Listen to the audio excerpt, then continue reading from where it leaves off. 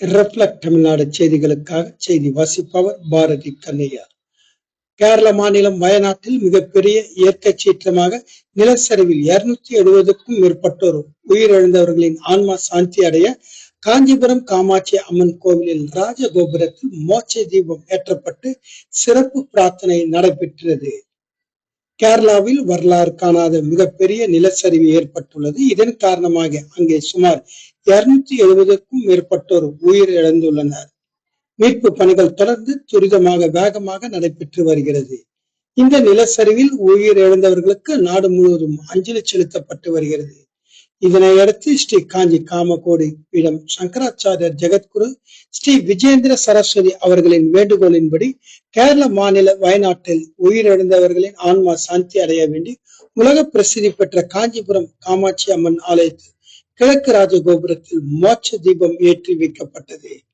மேலும் நிலச்சரிவில் சிக்கி படுகாயமடைந்து உள்ளவர்கள் விரைவில் குணமடைய வேண்டியும் காஞ்சிபுரம் காமாட்சி அம்மன் ஆலயத்தில் சிறப்பு பிரார்த்தனையும் நடைபெற்று வருகிறது.